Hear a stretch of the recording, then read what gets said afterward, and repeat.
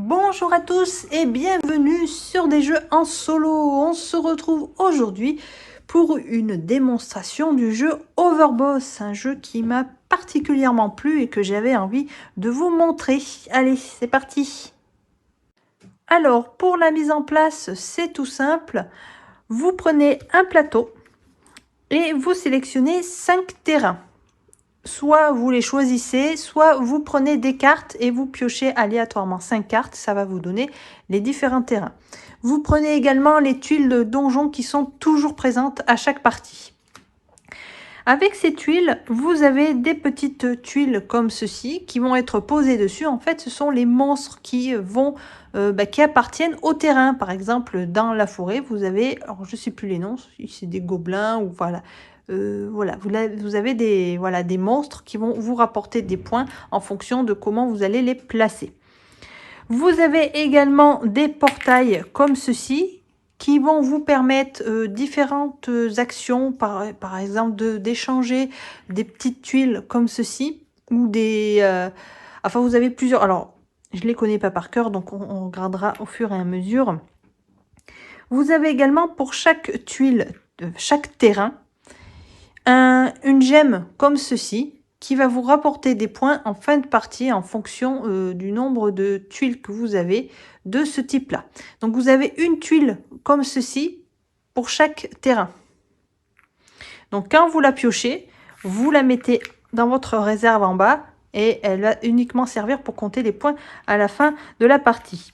Vous allez également rajouter des petites tuiles comme ceci, des monstres. Voilà, qu'il va falloir essayer de récupérer aussi et de poser sur les tuiles que vous souhaitez. En tout cas, une tuile qui sera libre. Et voilà, j'ai tout passé.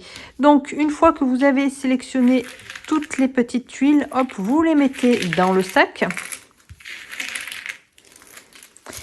Et comme je vous ai dit dans une précédente vidéo, ça va être comme dans Cascadia. Vous allez piocher une tuile comme ceci, une tuile terrain, et une petite tuile comme ceci. Et vous allez devoir choisir la paire qui vous intéresse. Voilà, alors pour le côté pratique, moi ce que je fais, c'est que mes tuiles, je les mets dans le couvercle. Pour les mélanger, c'est beaucoup mieux. Je rappelle que c'est une vidéo pour montrer, donc je ne vais pas m'attarder sur la réflexion, on va dire. Oh, j'ai oublié le donjon.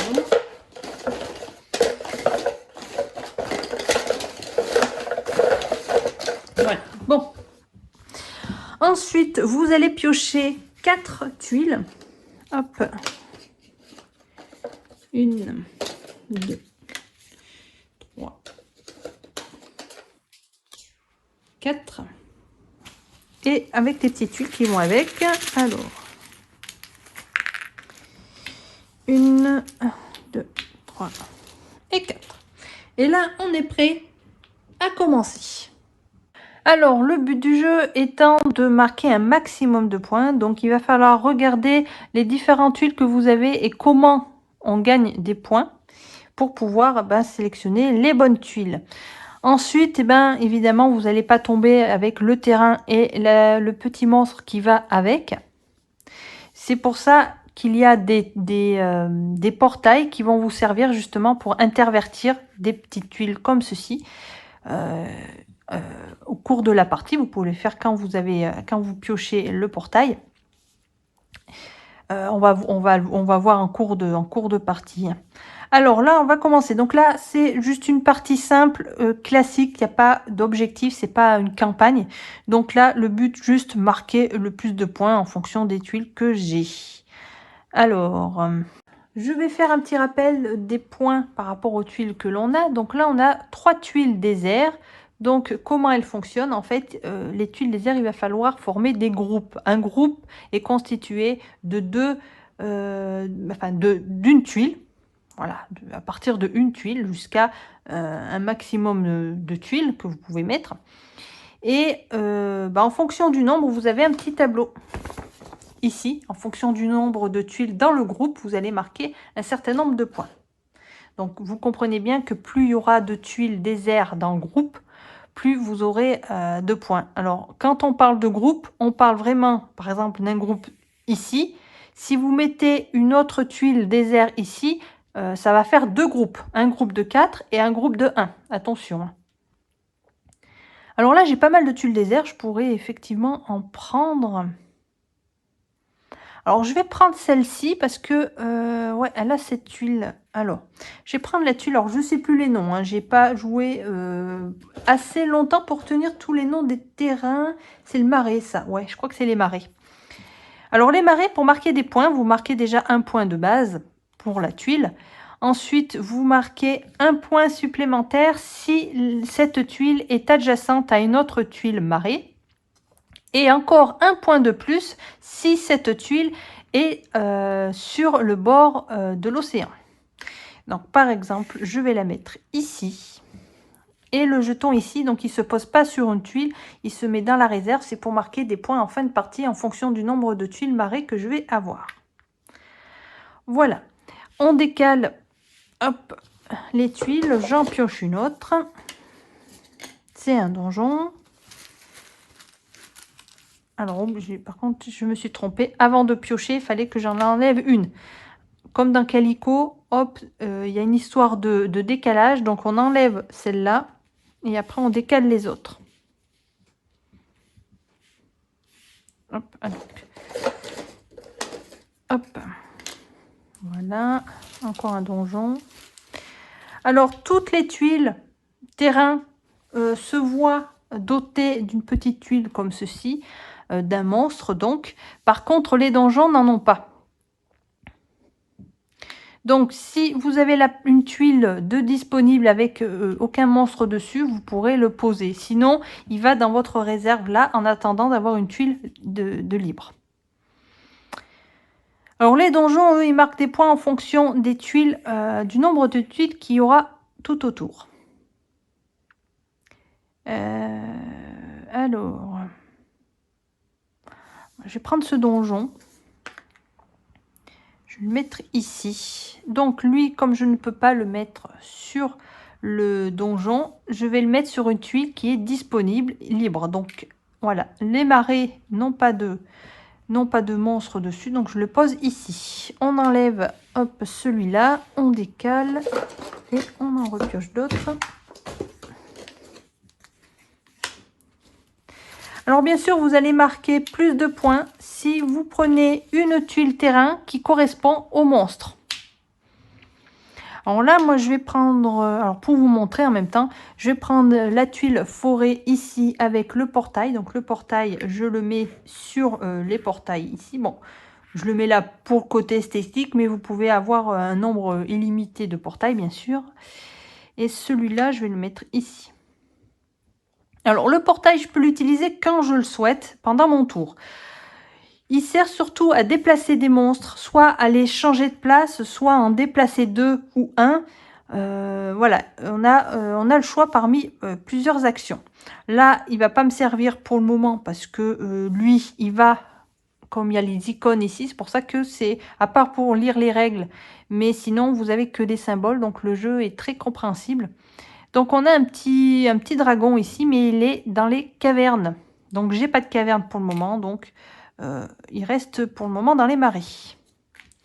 On va enlever celui-là, on continue. Ah ben voilà une.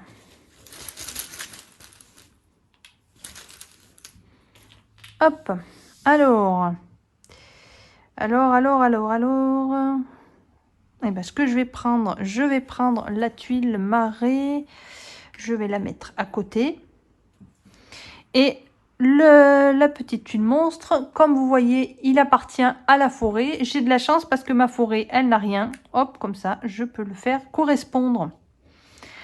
En fin de partie, il y aura quand même une importance sur les monstres que vous allez placer en fonction par colonne et par ligne. Si vous avez le même nombre de monstres, en fait, ils vont faire des gangs. Et en fonction de la taille du gang, vous allez marquer un certain nombre de points. Alors ça, c'est à retenir par cœur aussi. C'est marqué dans le livre. Vous avez un petit tableau qui récapitule, voilà, en fonction du nombre de personnes, de monstres dans le gang, vous allez marquer un certain nombre de points. Donc, essayez aussi de placer vos monstres de façon à ce qu'il y en ait plusieurs par ligne ou par colonne pour marquer encore plus de points. Il y a vraiment pas mal de façons de marquer des points, hein. C'est plutôt intéressant. Alors, il faudrait peut-être que je prenne...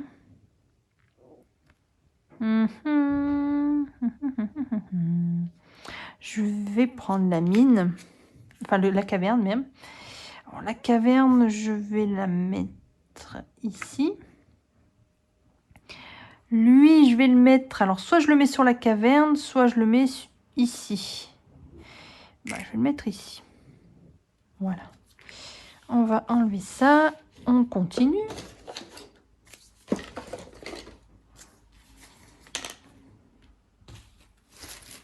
Alors ça va très vite, hein. Vous voyez que le terrain n'est pas énorme. Donc les parties s'enchaînent comme ceci. Alors j'ai un vert là qui appartient au désert. Donc ça serait bien que je mette un peu de désert. Donc je vais peut-être prendre celui-là parce qu'en plus il y a un portail qui pourrait m'être utile pour faire des changements. Alors lui, il fonctionne en groupe. Donc je peux le mettre, je vais le mettre là. Je vais essayer de... J'en aurai un autre après. Hop.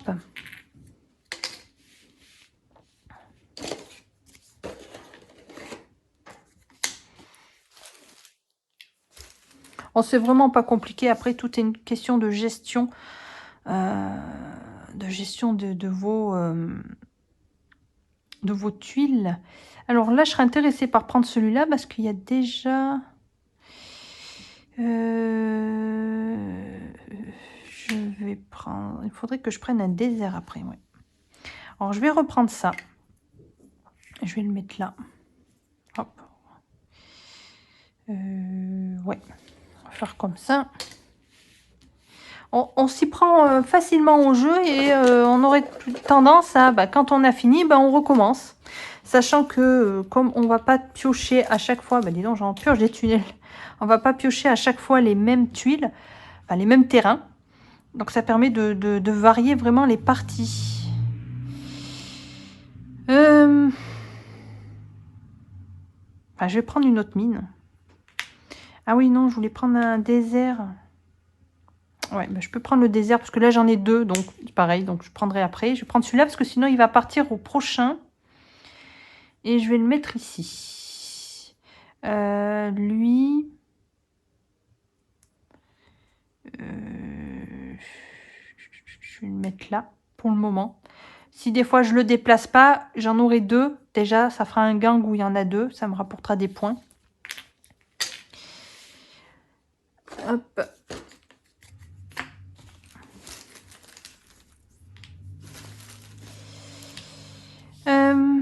Alors, j'ai qu'une forêt. Il faudrait que j'en mette une autre.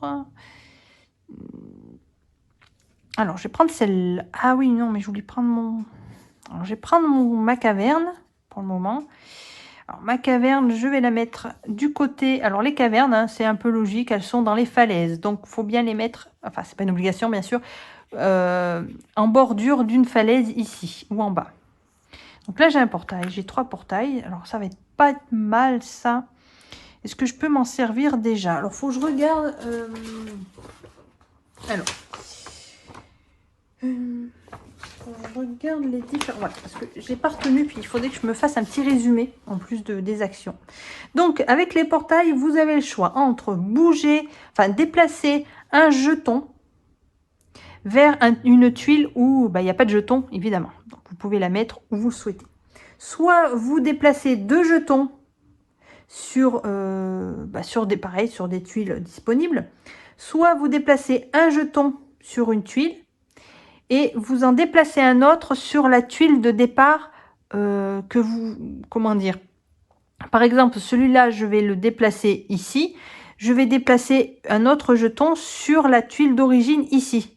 Vous voyez ce que je veux dire? Je ne sais pas comment le dire, mais voilà.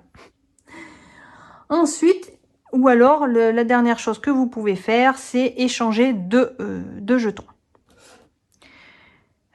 C'est pour ça que les portails, il ne faut pas trop vous en servir tout de suite. C'est bien de les garder parce que vous allez avoir peut-être des changements plus intéressants. Là, je sais que lui, il faudrait que je le mette là. Lui, il faudrait qu'il aille là. Il faudrait que j'en déplace 2. Ben, je vais faire ça. Je vais utiliser un portail. Donc, vous les portails, vous les retournez de l'autre côté lorsque vous les avez utilisés. Donc, je vais utiliser la solution de déplacer 2 jetons sur une des tuiles terrain. Je vais déplacer celui-là dans sa caverne et celui-là dans son désert. Voilà. Déjà, on va faire comme ceci. On va continuer ensuite là.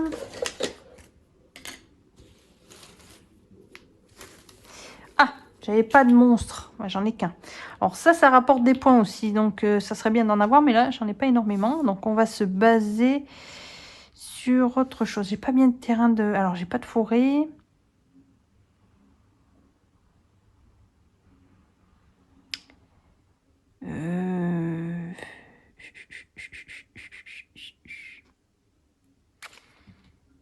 Je vais prendre une forêt. Ouais, si je vais prendre ça, je vais la mettre ici. Et celui-là, je vais le mettre là. Parce que je vais pouvoir interchanger, grâce à mon portail, ces 2 jetons. Par la suite, je vais réfléchir. On va regarder ce que j'ai d'autre. Donc, il me reste encore 2 tours. Alors, je vais utiliser mon portail tout de suite pour échanger 2 jetons. Donc, je vais échanger ces 2. Comme ça, ils sont chacun sur leur domaine. Alors, du coup, ouais. Alors, après, qu'est-ce que j'ai?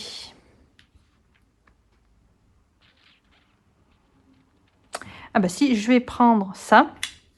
Je vais prendre celui-là que je vais mettre là, parce que pour faire un groupe de 3, hein, comme j'ai dit, plus le groupe est grand, plus il marquera de points. Là, j'ai de la chance parce que j'ai un jeton monstre marée et j'en ai qui sont disponibles. Donc, c'est super, comme ça, hop. Donc, voilà, on en est au dernier tour.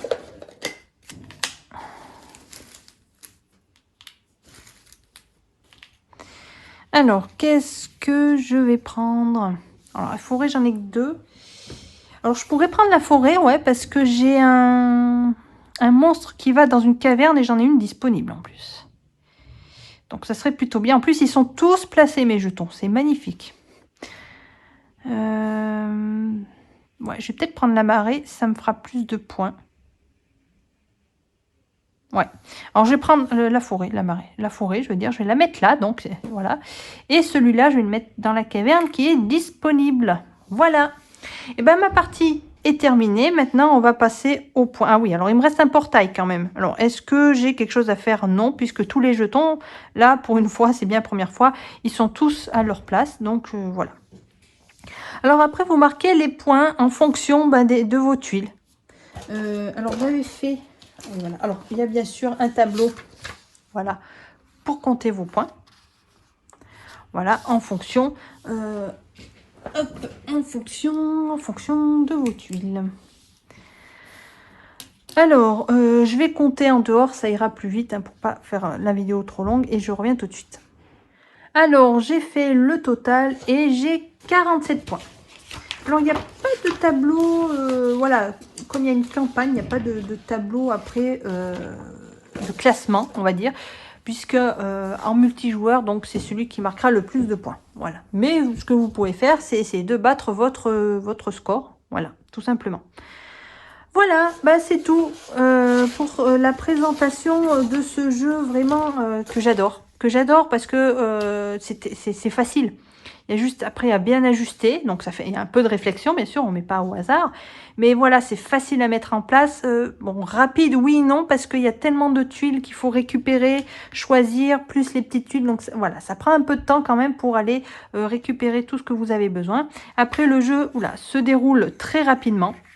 Vous voyez, et on a tendance à vouloir enchaîner les parties. Hein. Moi, en tout cas, ça donne toujours envie de recommencer et d'essayer de marquer encore plus de points. Voilà, et bien écoutez, je vous laisse, j'espère que ça vous aura plu. N'hésitez pas à laisser bien sûr vos commentaires et on se retrouve dans une prochaine vidéo. Je vous souhaite à tous une excellente journée. Salut tout le monde!